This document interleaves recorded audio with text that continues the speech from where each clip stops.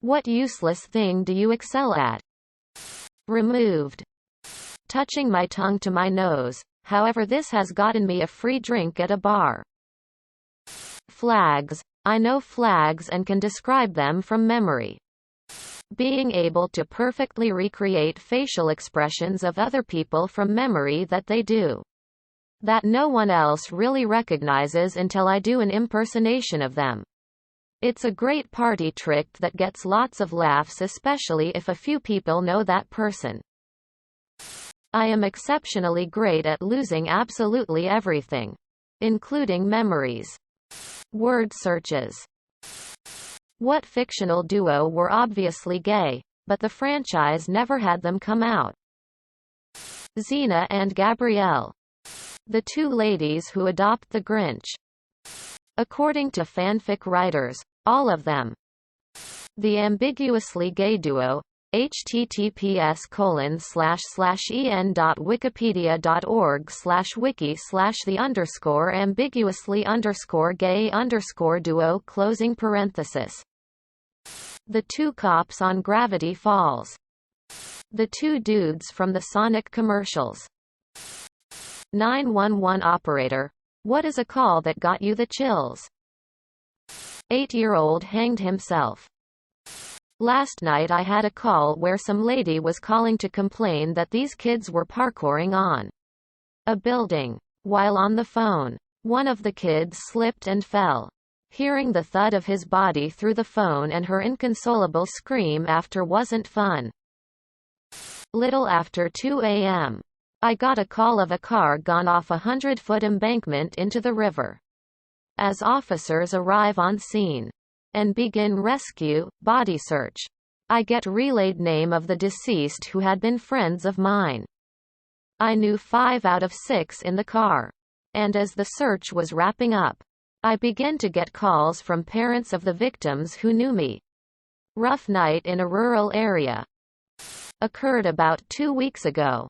Get a pretty standard non-urgent difficulty breathing call for meds. Get units started, no problems. Last thing I tell her is to unlock her front door and come back to the phone. She had corded landline. She gets up and just never comes back. I just get an open line. Can hear some shuffling in the background. Nothing distressing. Honestly just thought she put the phone down and forgot about it. But we are supposed to stay on the line until confirmation of everything, so I didn't hang up. When the fire department gets there, they inform she had died home alone while on the phone with me. She basically dropped dead immediately after unlocking the front door. I was shocked and had to go back and re-listen to the call, knowing that woman was dying for a good 2 to 3 minutes and no one could save her. Call came in around 6 a.m. in the morning. Teenage kids had gone downstairs to find their father collapsed on the kitchen floor. Per his son, he was unconscious but still breathing. Per protocol, I confirmed their address, sent the case to dispatch, and stayed on the line. I had the kids turn him onto his side into the recovery position. I reassured them. For a couple of teens, they really held it together. I told them to monitor his breathing. They said he was still breathing, kind of. And that's when I heard it on the other end of the line. That wasn't breathing. That was the death rattle. Agonal breathing. That was the first time as an EMD I'd heard that awful fucking rattling sound in a live environment. God help me, may it be my last. In an instant I upgraded the case. This was no longer an unconscious patient, but somebody in cardiac arrest. Dispatch was notified. I saw additional resources being attached. I told the 2 teenagers, in a voice that I hope had even a fraction of the composure they exhibited, that we needed to roll their father onto his back. That we needed to commence CPR straight away. I work in a job where you have people in their 20s and 30s calling you up screaming, hysterical, and utterly inconsolable because of a fucking headache or a cut finger or a sore back. And yet these 2 kids, barely into their teens, were pumping away at their dad's chest without hesitation. working in tandem to perform the best damn CPR I've ever heard over the phone in my 6 years as an EMD. All I could hear in the background as I helped them keep pace was their father's rattling breathing. I'm not religious, but you can bet I prayed to God Almighty to just let this one live. Please. For fuck's sake. Just let these kids keep their father. Is that so much to ask? At least give the guy a chance to say his goodbyes properly. It was only when the sirens in the background drowned out all other sounds, and the crews confirmed they were at scene, that I quickly told those kids how proud I was of them and disconnected. I made it a point of mine to never follow up jobs like this. But curiosity eventually got the best of me. I found out a few days later that the guy had passed away. I wish I had never followed up. Saw a program where I learned an ambulance has to be called for what's referred to as someone's final journey. Basically, they're taken from their home when they have days, weeks to live, to a hospice to live out their final days. What really got me is that I was expecting a really frail 90-odd-year-old guy who could barely move or speak, etc. No. It was a 80-ish-year-old guy who's completely with it, losing his battle with cancer. He was just getting himself ready like he was going out on any other day.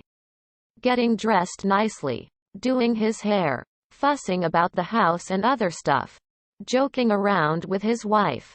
This was the last time he would see his home, the last journey he would make, and it's like any other day. And although it was nice to see how well he's dealing with everything, the reality is just heartbreaking. One day he's telling the paramedics how he used to design motorbikes and remembers all the details, and is so passionate about it. Within a few weeks he will no longer be alive. Redditors who get out of bed right away in the morning. How do you just get up and not hit snooze repeatedly? I hate my life enough to charge it at full speed. It comes naturally for the most part. I go to bed and wake up at the same time nearly every day. Also, I have 2 dogs trained to expect the schedule, so if I don't get up early on my own, there will be a dog standing on my chest. My crippling anxiety about being late usually wakes me up before my alarm. As a teenager, I realized that I needed to put my alarm as far from my bed as possible so that I would have to get up and move to turn the alarm off.